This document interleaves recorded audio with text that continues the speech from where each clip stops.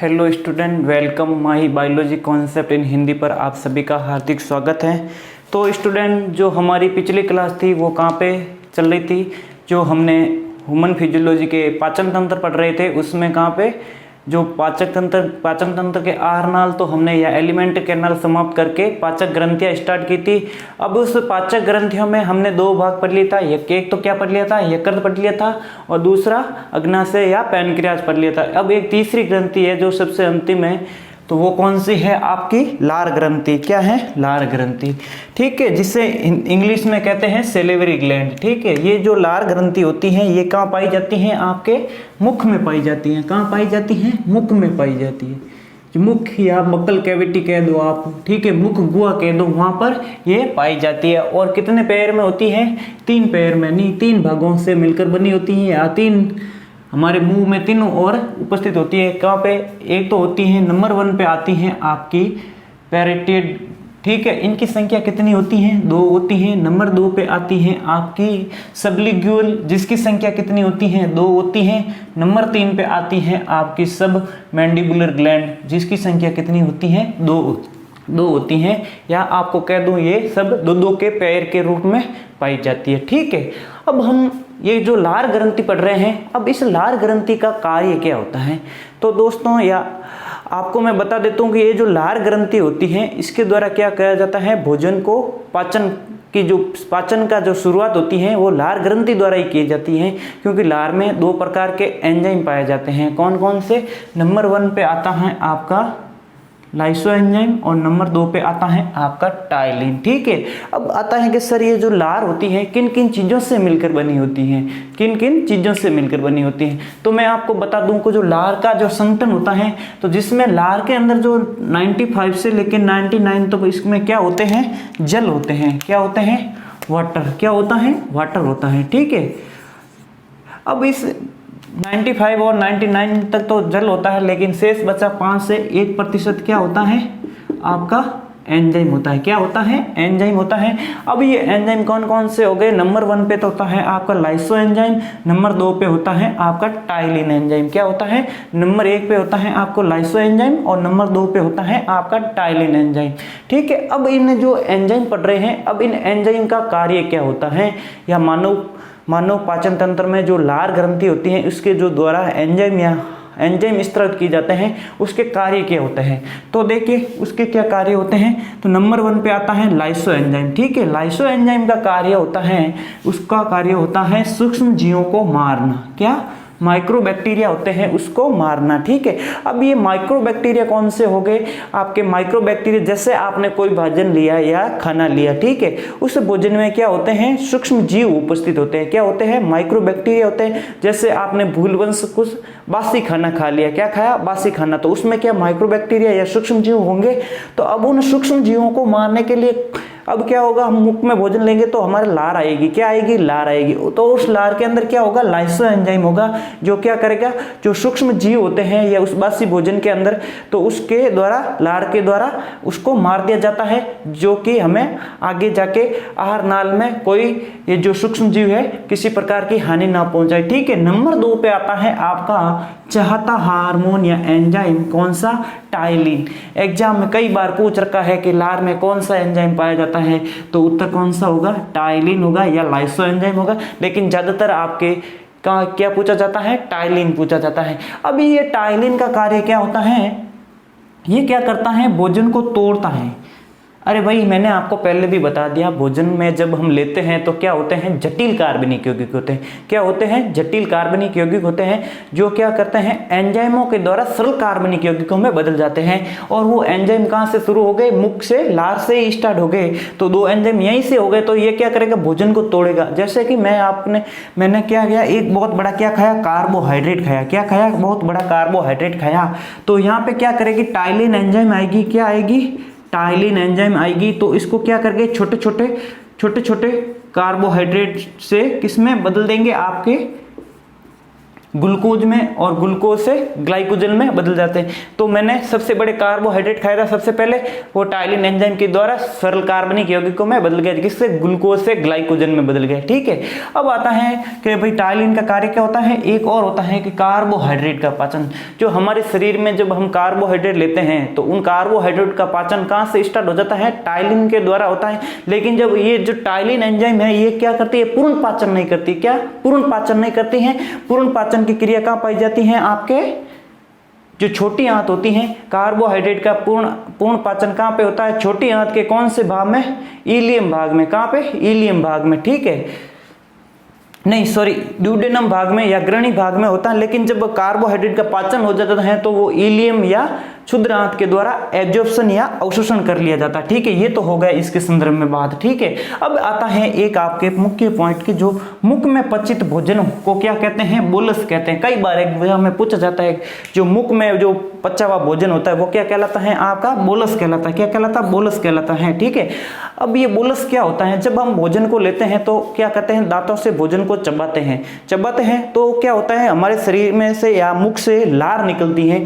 तो उस लार के द्वारा भोजन को क्या है, लसलसा बना दिया जाता है। कैसा, लसलसा बना दिया जाता है, जिससे कि भोजन लसलसा हो जाता है, जिसके क्या हमें निगलने में आसानी होती है। उस निगलने के लिए जो भोजन लसलसा होता है उसको क्या कहता है, उस लसलसे भोजन को क्या कहते हैं, आपके बोलस कहते हैं। क्या कहते हैं, बोलस कहते हैं। ठीक है, यहाँ पे आपके होती हैं लार ग्रंथियां, जो पाचक ग्रंथियां थी, या आपके जो पाचक ग्रंथियां थी सिलेबस में, वो अब आपके समाप्त हो गई। इसके बाद हम पढ़ेंगे क्या, इसके बाद हम पढ़ेंगे, नेक्स्ट टॉपिक स्टार्ट हो रहा है हमारा का, जो भोजन जो पाचन तंत्र की जो क्रिया विधि होती है कि भोजन हमारे शरीर में, मानव के शरीर में किस प्रकार पाचित होता है, उसको हम डायग्राम के माध्यम से आपको डिटेल से पढ़ाएंगे। ठीक है, तो इससे जब तक आप क्या करो, इसको नोट्स कर लो, आप साथ में नोट्स बनाते रहना। ठीक है,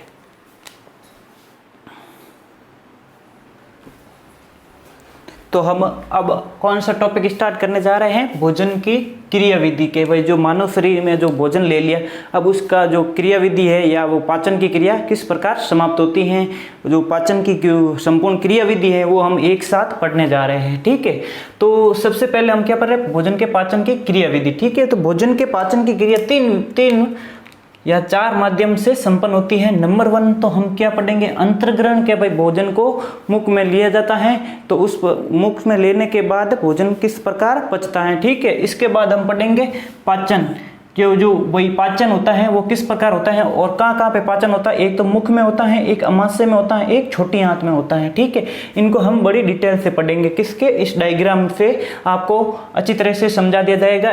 नेक्स्ट आता है जो भोजन लिया हमने उसका क्या होगा, अब अवशोषण होगा और स्वांगीकरण होगा, कि भाई हमने जो भोजन लिया है उसको कहाँ पे एब्जॉर्प्शन होगा, किस प्रकार एब्जॉर्प्शन होगा या अवशोषण होगा, और उसका स्वांगीकरण होगा। ठीक है, कि भाई स्वांगीकरण का अर्थ होता है कि जो हमने भोजन लिया, जो चीज़ हमने अब्जॉर्प्शन की या अवशोषण की, वो हमारे शरीर में किस प्रकार एनर्जी के रूप में कार्य करती है, वो पढ़ेंगे हम स्वांगीकरण में। और एब्जॉर्प्शन में पढ़ेंगे भाई पाचन की क्रिया द्वारा कौन से एंजाइम के द्वारा हमें भोजन के जो पोषक तत्व हैं किस प्रकार अवशोषित करते हैं। ठीक है, इसके बाद हम पढ़ेंगे निष्कासन, कि भाई हम भोजन को पचा लिया, शरीर के अंदर डाइजेस्ट कर लिया, उसके बाद क्या होता है, भोजन को कुछ समय तक अंदर पेट के अंदर या हमारे शरीर के अंदर रखने के बाद शरीर को बाहर त्याग दिया जाता है, उसके बारे में पढ़ेंगे किसके, निष्कासन में। ठीक है, अब हम सबसे पहले स्टार्ट करते हैं इस डायग्राम के माध्यम से कि भोजन के पाचन की क्रिया विधि किस प्रकार होती है। ठीक है, सबसे पहले पढ़ेंगे अंतर्ग्रहण। तो देखिए, मैं आपको यहाँ पे प्रत्येक चीज लिख के नहीं बता पाऊंगा, लेकिन आपको बोल के अच्छी तरह से समझा पाऊंगा। तो देखिए, सबसे पहले हम क्या करते हैं, भोजन को अंतर्ग्रहण करते हैं। क्या करते हैं, अंतर्ग्रहण का मतलब होता है भोजन को हम सबसे पहले मुख में लेते हैं। कहाँ पे लेते हैं, मुख में लेते हैं।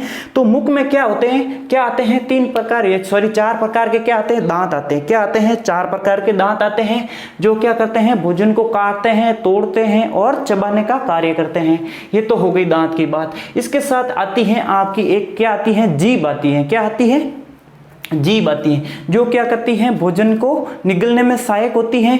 ठीक है, जो किसके द्वारा, यहाँ पे एक हड्डी होती है, हॉइड, यहाँ पे एक हॉइड हड्डी होती है जिसके द्वारा वो जुड़ी हुई होती है, ठीक है।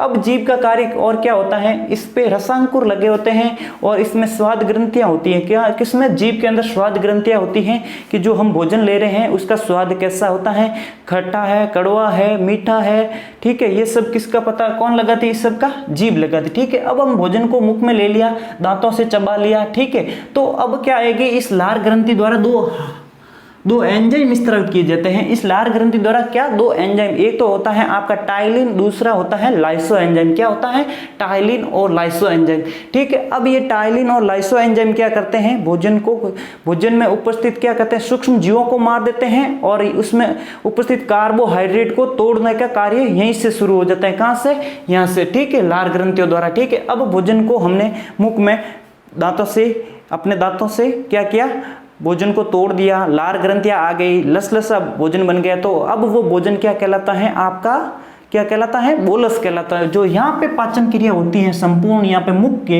या मुख गुहिका के अंदर जो भोजन के पाचन की क्रिया होती है वो क्या कहलाती है, बोलस कहलाती है। जो पचा हुआ भोजन होता है वो क्या कहलाता है, आपका बोलस कहलाता है, ठीक है। अब भोजन क्या करेगा, यहाँ से वापस कहाँ से, मुख से कहाँ पे आएगा, ग्रसनी में आएगा, ठीक है। ग्रसनी से कहाँ आएगा, ग्रसिका में आएगा। और जब ग्रसनी से ग्रसिका में आता है या भोजन ग्रसिका से आमाशय में जाता है तो भोजन एक किस विधि द्वारा जाता है, तो वो आती है आपके कौन सी, कर्माकुंचन गति। कौन सी, कर्माकुंचन, ठीक है, जिसे इंग्लिश में कहते हैं पेरिस्टियल मूवमेंट, ठीक है। अब होता क्या, ये कर्माकुंचन गति कैसे होती है, हमारे जो आर नाल या फूड पाइप होती है, ठीक है, जिसमें ग्रसनी और ग्रसिका यहाँ पे कुछ ऐसे छल्ले समान संरचनाएं पाई जाती हैं, ठीक है। अब ये छल्ले समान संरचना इसलिए पाई जाती है क्योंकि हम जो बोलस है वो क्या आ गया, इस छल्ले में आ गया या इस भाग में आ गया। तो इस भाग में आने के बाद वापस ये इस भाग में आएगा तो यहाँ पे ये लॉक की तरह कार्य करेगा कि अब जो ये आगे के भोजन आया वापस इसको वापस पीछे ने धकेलता है, इसलिए इसे कहा जाता है कर्माकुंचन गति, ठीक है। अब ये कर्माकुंचन गति से विधि से होता हुआ भोजन ग्रसिका से होता हुआ कहाँ पे आ गया, आपके आमाशय में आ गया। कहाँ पे आ गया, आमाशय पे आ गया, ठीक है। यहाँ पे एक जो ये ग्रसनी और ग्रसिका के मध्य एक भाग होता है जहाँ पे क्या होता है, एक एपिग्लोटिस होता है। क्या होता है, एपिग्लोटिस लगा होता है। यहाँ पे ये होती है आपकी श्वसन नलिका और ये होती है फूड पाइप या भोजन नलिका, ठीक है। यहाँ पे एक एपिग्लोटिस लगा होता है। एपिग्लोटिस जो क्या करता है, जो हम भोजन लेते हैं ना, उस भोजन को क्या करती है, श्वास नली पर जैसे ही भोजन आता है इस ग्रसनी में तो वो क्या करती हैं, अपने श्वसन नलिका पर ढक्कन लगा देती हैं, जिससे क्या कहते हैं, घाटी का ढक्कन भी कहते हैं एपिग्लोटिस को, ठीक है। अब ये ढक्कन क्यों देती हैं, क्योंकि जब भोजन के जो कण होते हैं श्वसन नलिका में चली जाते हैं तो हमें प्रॉब्लम होती है, ठीक है, वो हमें कुछ नुकसान हो सकता है, इसलिए क्या करती हैं, ये उस पर ढक्कन लगा देती, ठीक है। अब भोजन कहाँ से, ग्रसनी से ग्रसिका से होता हुआ भोजन कहाँ पे आ जाता है, आपके आमाशय में आ जाता है, ठीक है। ये आमाशय है जहाँ पे भोजन कितने घंटे ठहरता है, आपके 3 से 4 घंटा, क्या 3 से 4 घंटा भोजन यहाँ पड़ा रहता है, कहाँ पे, आमाशय में, ठीक है। अब यहाँ आमाशय में क्या होता है, एक जठर रस होता है। क्या आता है, जठर रस। आमाशय में कौन सी ग्रंथियां होती हैं, जठर ग्रंथियां होती है। कौन सी, यहाँ पे जठर ग्रंथियां, ठीक है। जठर ग्रंथियां द्वारा किसका स्रावित किया जाता है, जठर रस। कौन सा,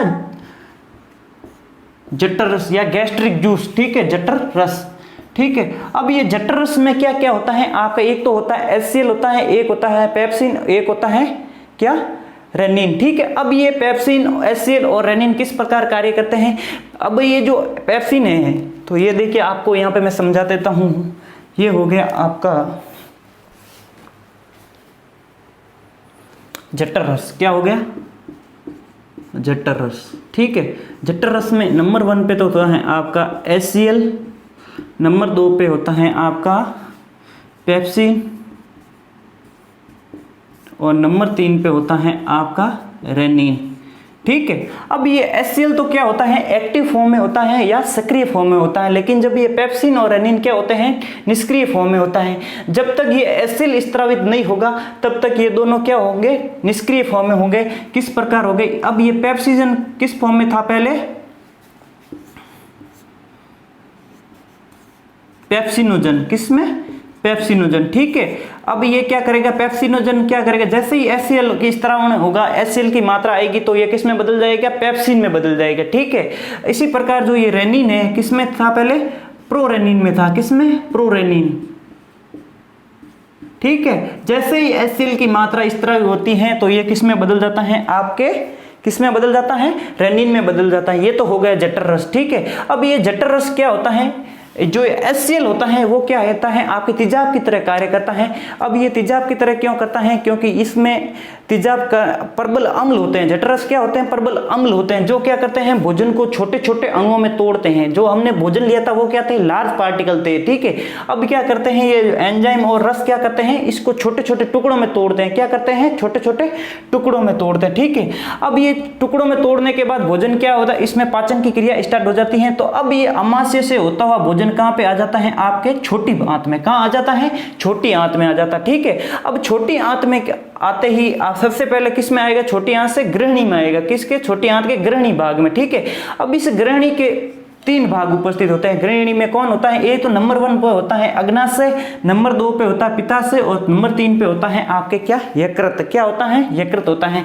ठीक है, अब भोजन आ गया किसमें, छोटी आंत में, छोटी आंत के ग्रहणी भाग में। ठीक है, या जिसे इंग्लिश में कहते हैं डुडेनम में। क्या कहते हैं, डुडेनम में। अब यहाँ पे क्या होगा, डुडेनम में क्या होगा, सारी पाचन की क्रिया अगर आपको पूछ ले जाए, सबसे ज्यादा पाचन की क्रिया या सर्वाधिक पाचन कहाँ होता है, छोटी आंत में होता है। कहाँ पे होता है, छोटी आंत के ग्रहणी भाग में। ठीक है, यहाँ पे क्या होगा, अग्नाशय ग्रंथि द्वारा 3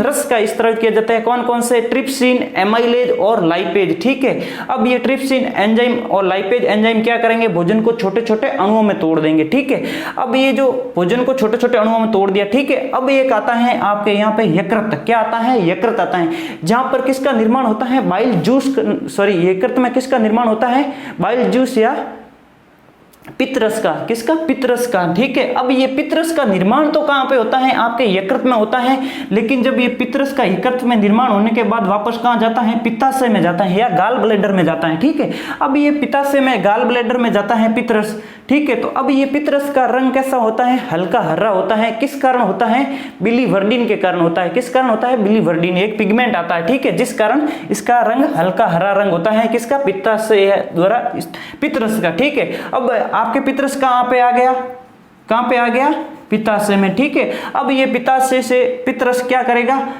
किस में आ जाएगा, छोटी आंत में आ जाएगा। अब छोटी आंत में क्या होता है, पित्तरस होता है ना, पित्तरस का कार्य क्या होता है, वसा को तोड़ना। किसका, वसा को तोड़ना। ठीक है, हमारे शरीर में जब हम भोजन लेते हैं तो 3 मुख्य तत्व होते हैं, तो कार्बोहाइड्रेट, प्रोटीन और वसा। ठीक है, अब क्या करते हैं, ये पित्ताशय द्वारा पित्तरस का स्त्राव किया जाता है, जिसमें क्या होता है, पित्तरस के द्वारा क्या होता है, पायसीकरण की होती क्रिया या इमल्सीकरण। क्या होती है, इमल्सीकरण। अब ये इमल्सीकरण क्या होती है, इमल्सीकरण क्या होती है, वसा का वसीय अम्ल में, वसा का वसीय अम्ल में बदलना। किसकी उपस्थिति में, पित्तरस। ठीक है, यह क्रिया क्या कहलाती है, पायसीकरण। क्या कहलाती है, पायसीकरण या इमल्सीकरण। ठीक है, या इमल्सिफिकेशन। ठीक है, अभी आपके एग्जाम में पूछ लिया जाता है कि इमल्सीकरण या पायसीकरण क्रिया क्या कहलाती है, तो आपका क्या होगा, वसा का पित्तरस की उपस्थिति में वसीय अम्ल में बदलना या छोटे छोटे अणुओं में या उच्च वसीय अणुओं का छोटे छोटे सूक्ष्म अणुओं में टूटना ही पायसीकरण कहलाता है। ठीक है, अब आता है अग्नाशय। ठीक है, अग्नाशय द्वारा 3 प्रकार के रस स्त्रावित किए जाते हैं। एक तो होता है ट्रिप्सिन, एक होता है एमाइलेज, एक होता है लाइपेज। किसका, ट्रिप्सिन, एमाइलेज और लाइपेज। ठीक है, अब आता है ट्रिप्सिन के द्वारा किसका स्त्रावण किया जाता है और लाइपेज के द्वारा किसका स्त्रावण किया जाता है। ठीक है, ट्रिप्सिन क्या करेगा, सबसे पहले प्रोटीन को तोड़ेगा। किसको तोड़ेगा, ट्रिप्सिन क्या करेगा, प्रोटीन को तोड़ेगा। किस में तोड़ेगा, प्रोटीन से तोड़ेगा, आपको पेप्टाइड में तोड़ेगा। ठीक है, प्रोटीन से पेप्टाइड और पेप्टाइड से किस में बदलेगा, एमिनो अम्ल में बदलेगा। ये तो हो गया ट्रिप्सिन का कार्य। ठीक है, अब आता है आपका एमाइलेज। क्या आता है, एमाइलेज, जो क्या करता है, जो क्या करता है, कार्बोहाइड्रेट को तोड़ता। अब ये अग्नाशय रस कौन कौन से हो गए आपके, ठीक है, कौन कौन से, इरिप्सिन, माल्टेज, लाइपेज, ये क्या करते हैं, एंजाइम होते हैं, ठीक है, ये क्या करते हैं, छोटे छोटे कार्बनिक यौगिकों में तोड़ते हैं, ठीक है, जटिल कार्बनिक यौगिकों को छोटे कार्बनिक यौगिकों में तोड़ते हैं, ठीक है। यहाँ पे तो अग्नाशय, अब आएगा ट्रिप्सिन, एमाइलेज हो गया, अब आता है आपके क्या, लाइपेज, ठीक है, जो क्या करता है, वसा को वसी अम्ल में तोड़ने का कार्य करता है। अब तो ये क्या हो गए, यहाँ पे पाचन की क्रिया तो हो गई, कहाँ पे, ग्रहणी में, ठीक है। अब आते हैं हम, जो भोजन यहाँ पे पच गया, कहाँ पे पच गया भोजन, छोटी आंत में पूरा पाचन हो गया, कार्बोहाइड्रेट पच गया, प्रोटीन पच गया, वसा पच गया, ठीक है, ये तो सब पच गए, ठीक है, छोटे छोटे अणु टूट गए।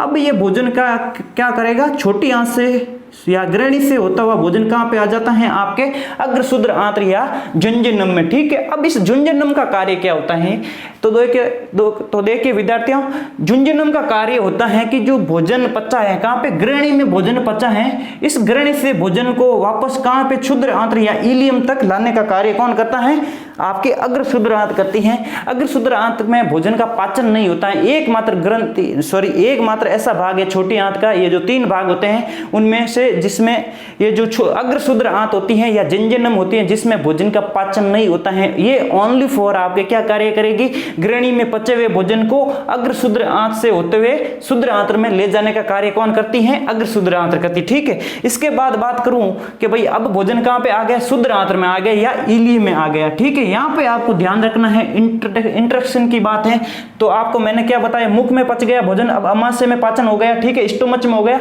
अब आती है छोटी आंत की बात, छोटी आंत में हमने कहां तक पचा लिया भोजन, ग्रहणी में पचा लिया, अगर शुद्र आंत से होता हुआ अब आता है आपके भोजन शुद्र आंत में, ठीक है। शुद्र आंत में आने के बाद भोजन का क्या होता है, एब्जॉर्प्शन या स्वांगीकरण होता है। क्या होता है, एब्जॉर्प्शन या स्वांगीकरण, कि भाई अब हमने भोजन तो पचा लिया, ठीक है, अब हम भोजन की पाचन की क्रिया समाप्त हो गई, कहां पे, ग्रहणी में हो गई, ठीक है। अब उस भोजन से पचाने के बाद जो भोजन में आवश्यक तत्व होते हैं उनको हम किस प्रकार ग्रहण करते हैं, तो यहाँ पे शुद्र आंत्र पे आते हैं या इलियम पे आते हैं। तो यहाँ पे क्या होता है, भोजन में जितने भी पोषक तत्व हैं उनको क्या कर लिया जाता है, अवशोषित कर लिया जाता है, लेकिन जो जल की मात्रा है वो यहाँ पे अवशोषित नहीं होती है। अब यहाँ पे भोजन के जो जितने भी पोषक तत्व थे उनको अवशोषित कर लिया और उनको हमारे शरीर के विभिन्न अंगों तक भेजने की क्रिया क्या कहलाती है, स्वांगीकरण कहलाती है। क्या कहलाती है, स्वांगीकरण। ये मैंने लिखा था, भोजन का अवशोषण या स्वांगीकरण। यहाँ पे भोजन पच गया, अब भोजन क्या करेगा, स्वांगीकरण विधि द्वारा हमारे शरीर के विभिन्न ऊतकों या कोशिकाओं तक जाता है, जिससे हमें क्या मिलती है, एनर्जी मिलती है। अब क्या होता है, सबसे पहले, ठीक है, अब ये किस प्रकार एनर्जी मिलती है, तो देखिए ये होता है आपके शरीर के अंदर कार्बोहाइड्रेट C6H12O6, ठीक है। ये क्या करेगा, ऑक्सीजन से अभिक्रिया करेगा तो क्या बनाएगा,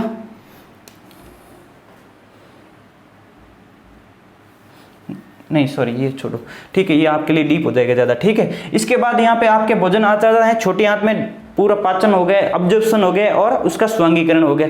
अब ये जो स्वांगीकरण और पचित भोजन होता है वापस किस में जाता है, बड़ी आंत में जाता है। कहाँ पे जाता है, आपके लार्ज इंटेस्टाइन या बड़ी आंत में, ठीक है।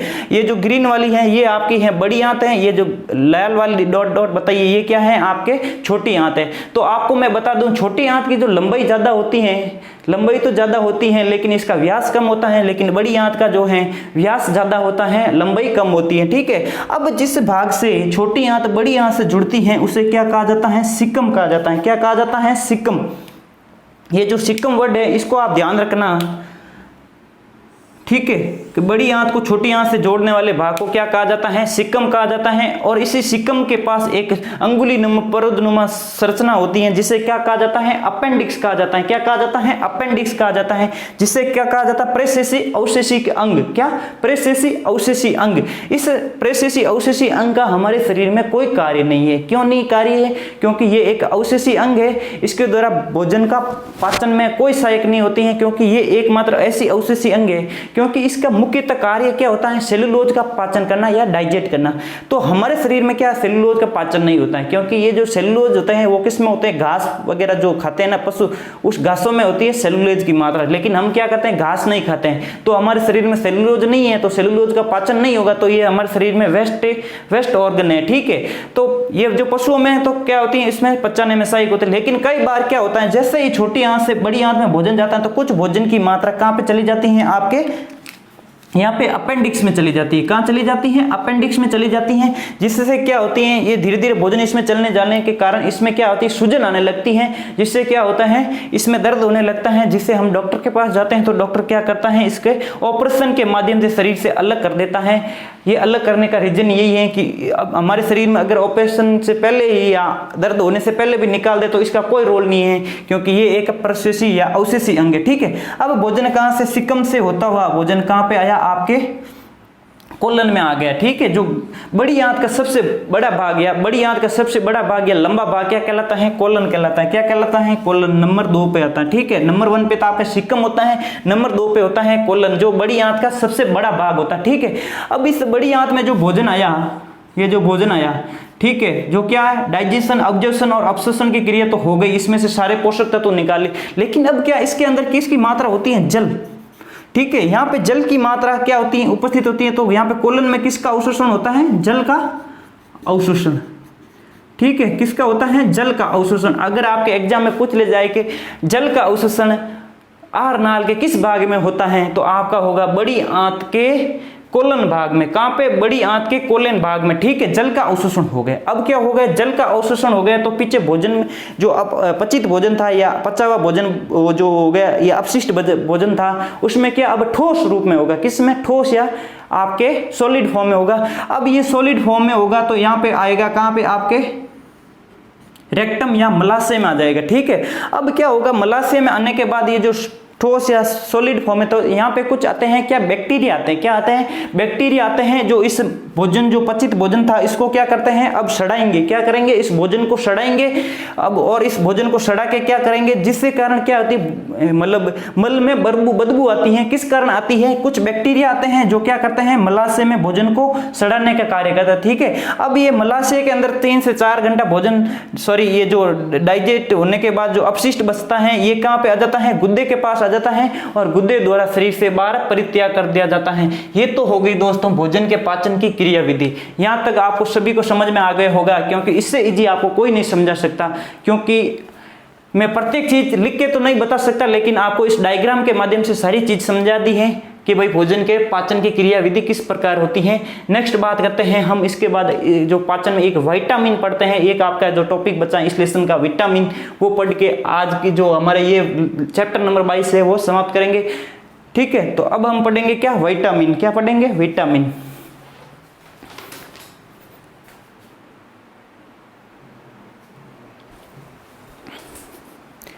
तो अब हमारा जो टॉपिक है दूसरे नंबर पे क्या है, विटामिन, ठीक है। अब जो विटामिन पढ़ने हैं, विटामिन क्या होते हैं, जो हमारे शरीर की जैविक क्रियाओं को संतुलित करते हैं, किसी जैविक क्रियाओं को संतुलित करते हैं। लेकिन ये क्या करते हैं, हमारे शरीर में एनर्जी नहीं रूप देते। ये जो विटामिन है एनर्जी के रूप में नहीं करते हैं, एनर्जी के रूप में आपके कार्बोहाइड्रेट, प्रोटीन, वसा और मिनरल्स के काम आते हैं। लेकिन जो ये विटामिन होते हैं ये आपको जैविक क्रियाओं के नियंत्रण करते हैं। अगर इन विटामिन की कमी हो जाती है तो हमारे शरीर में कुछ न कुछ डिजीज या रोग हो जाते हैं, ठीक है। तो हम सबसे पहले पढ़ेंगे कि विटामिन होते क्या हैं, या विटामिन की खोज किसने की थी, ठीक है। तो सबसे पहले विटामिन की खोज की थी हॉकिंस ने। किसने खोज, किसने की थी, हॉकिंस ने, ठीक है। एक हॉकिंस नामक वैज्ञानिक आते हैं जिन्होंने सबसे पहले किसकी खोज की थी, विटामिन की खोज की थी। लेकिन कई बार यहाँ पे नामकरण पूछा जाता है, जो नाम दिया था वो किसने दिया था, फंग ने। किसने, फंग नामक एक वैज्ञानिक आते हैं जिन्होंने सबसे पहले विटामिन का नाम दिया था कि विटामिन होते हैं। तो विटामिन शब्द का नाम किसने दिया था, सबसे पहले फंग ने दिया था, लेकिन खोज किसने की थी, हॉकिंस नामक वैज्ञानिक ने की थी, ठीक है। अब आता है आपके कि भाई ये विटामिन क्या कितने प्रकार के होते हैं। तो आपको विलेयशीलता के आधार पर बताऊं कि भाई विलेयशीलता या घुलनशीलता के आधार पर बताऊं तो विटामिन मुख्यतः 2 प्रकार के होते हैं। नंबर 1 पे आता है आपके वसा में विलेयशील विटामिन, और नंबर 2 पे आता है आपका जल में विलेयशील विटामिन, ठीक है। तो नंबर 1 पे हम बात करते हैं वसा में विलय या वसा में घुलने वाले विटामिन कौन कौन से होते हैं। तो हम सबसे पहले एक साइड तो हम विटामिन रखते हैं, दूसरी साइड उसका जो रासायनिक नाम होता है उस विटामिन का केमिकल नेम वो पढ़ेंगे। इसके एक साइड और पढ़ेंगे हम उसके सोर्स पढ़ेंगे या स्रोत पढ़ेंगे। इसके बाद इसकी डेफिशिएंसी या इसकी कमी से जो डिजीज होते हैं या डेफिशिएंसी डिजीज होते हैं उसके बारे में पढ़ेंगे। आपके जो ये स्रोत हैं ये नहीं पूछे जाते हैं एग्जाम में, ओनली फॉर आपके या तो कमी से रोग पूछा जाएगा जाएगा, या रासायनिक नाम पूछा जाएगा, या विटामिन की कमी से, ये दो ही चीज पूछी जाएगी। एक तो या तो उसका रासायनिक नाम या उसकी कमी से रोग। ये सवाल आपके जो एक नंबर के या 1 नंबर के क्वेश्चन आते हैं उनमें से ज़्यादा पढ़ते हैं, क्योंकि ये कोई थ्योरिकल टॉपिक नहीं है। इसमें से अगर आएगा आपके तो 1 नंबर का सवाल जरूर बनेगा विटामिन से रिलेटेड। ठीक है, तो सबसे पहले मैं बात करूं विटामिन ए। ठीक है, ये क्या है, वसा में विलय है। इस विटामिन ए जो जिसका रासायनिक नाम क्या है, रेटिनॉल। क्या है, रेटिनॉल।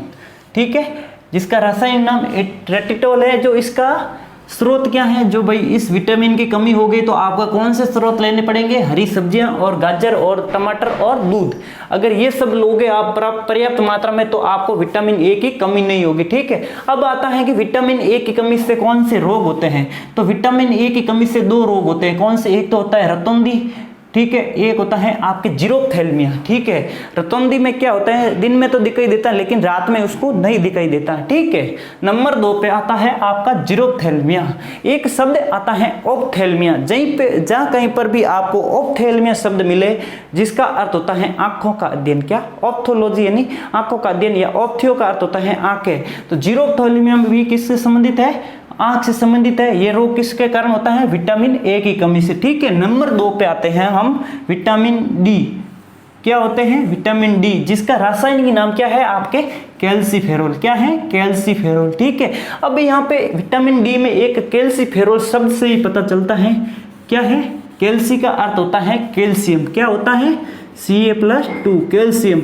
ठीक है, शरीर में कैल्शियम की मात्रा कौन बराबर रखता है, विटामिन डी। अगर विटामिन डी की कमी होगी तो शरीर में किसकी कमी होगी, आपके कैल्शियम की कमी होगी। ठीक है, जिसका रासायनिक नाम क्या हो गया, कैल्सीफेरोल हो गया। अब ये जो विटामिन डी है हमें मुख्यतः किस चीजों से मिलता है या इसका सोर्स क्या है। ठीक है, तो विटामिन डी का मुख्य स्रोत है सूर्य के प्रकाश, जो सनलाइट होती है। इसमें सर्वाधिक विटामिन होती है। एकमात्र ऐसा विटामिन है जो हमारे शरीर में नहीं बनता है, जो किसी बाहर से लेते हैं। वो कौन सा है, विटामिन डी, जो किससे मिलता है, सूर्य के प्रकाश से मिलता है। और किससे मिलता है, मछली के यकृत का तेल होता है, और उस एक दूध होता है हमारा मिल्क। ठीक है, जो मिल्क होता है उसमें जो गाय भैंस से दूध प्राप्त होता है उससे क्या होता है, उसमें क्या होता है, विटामिन डी की मात्रा ज्यादा होती है। और इस विटामिन डी की कमी से कौन सा रोग होता है, आपके रिकेट्स नामक बीमारी होती है। जो क्या होती है, अस्थियों में, ये जो अस्थियों के जॉइंट्स होते हैं, जो संधि होते हैं, उस पर क्या होता है, दर्द होने लगती है। किस कारण होते हैं, विटामिन डी की कमी से, रिकेट्स बीमारी के कारण होता है। ठीक है, इसके बाद हम बात करूं विटामिन ई।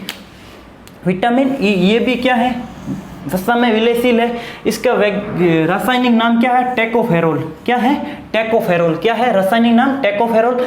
इसके जो सोर्स हैं वो क्या है, हरी सब्जियां, दूध और गेहूं के अंकुर। जो गेहूं को भिगोने के बाद जो अंकुर निकलते हैं वो इसके मुख्य स्रोत है। ठीक है, अब इस विटामिन के की कमी, विटामिन ई की कमी से कौन सा रोग होता है, एक तो होता है, ये मुख्यतः महिलाओं में होता है। किसमें, एक विटामिन ई की कमी से महिलाओं में क्या होता है, बांझपन होता है, कि वो जीवन काल में अपनी संतति को उत्पन्न नहीं कर सकती या अपने जीवन काल में किसी बच्चे को जन्म नहीं दे सकता। ये होता है बांझपन। और नंबर 2 पे आता है अंधपन।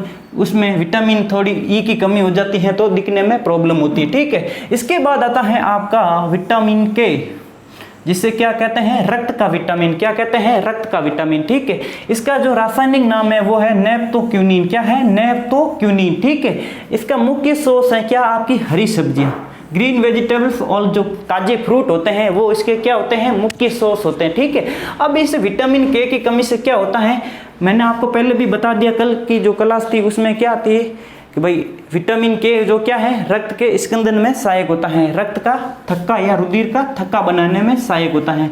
अब ये रुधिर का थक्का क्यों बनाता है, जैसे हमारे चोट लग जाती है तो थोड़ी देर बाद रक्त का थक्का बन जाता है, पपड़ी बन जाती है। किस कारण बनती है, विटामिन के कारण बनती है। अगर हमारे शरीर में विटामिन के नहीं होगा तो रुधिर का थक्का नहीं बनेगा तो हमारे शरीर से पूरा रक्त बाहर निकल आएगा। ठीक है, इसलिए ये रुधिर के थक्का बनाने में सहायक होता है। अब हम बात करते हैं नंबर 2। नंबर 2 आपके आता है विटामिन कौन सा, जल में विलय या वाटर सोल्यूबल, क्या वाटर सोल्यूबल, ठीक है।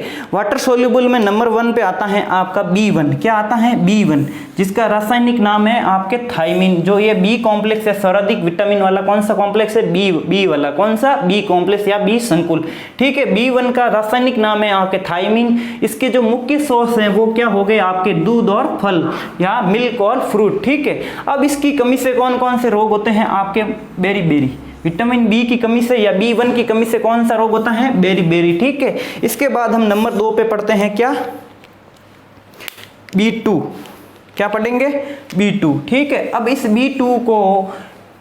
B2 को रासायनिक नाम से किस नाम से जानते हैं, राइबोफ्लोविन, क्या, राइबोफ्लोविन। अब इसका जो मुख्य स्रोत होता है वो कौन सा होते हैं, जो डेयरी प्रोडक्ट होते हैं, जितने भी डेयरी प्रोडक्ट होते हैं वो किसके स्रोत होते हैं, विटामिन B2 के, ठीक है। अब इस विटामिन B2 की कमी से कौन से रोग होता है, मुख्य किनारे फट जाते हैं। जो मुख्य किनारे होते हैं, ये जो हमारे मुख्य किनारे होते हैं ये क्या कर जाते हैं, फट जाते हैं, किस कारण, विटामिन B2 की कमी से, ठीक है। इसके बाद हम पढ़ेंगे विटामिन B3, क्या पढ़ेंगे, विटामिन B3, ठीक है, जिसका रासायनिक नाम है नियासिन, क्या है, नियासिन। आपको ये रासायनिक नाम सभी के याद करने हैं क्योंकि विटामिन B3 का रासायनिक नाम क्या है, नियासिन है, ठीक है। जो इसके मुख्य स्रोत हैं ग्रीन वेजिटेबल, मशरूम, जो क्या होती हैं, फंजाई या कवक होती है, और ये क्या होता है, मिल्क होता है, जो इसके मुख्य सोर्स हैं। अब इस नियासिन या B3 आपको बहुत ही इंपॉर्टेंट है, याद कर लेना, क्योंकि इस B3 की कमी के कारण 4D रोग होता है। अब ये 4D किस कारण हुआ, क्योंकि 4 ऐसी बीमारी होती हैं जिसका पहला अक्षर क्या है, इंग्लिश में D होता है। अब इस D होने के कारण इससे क्या कहा जाता है, 4D।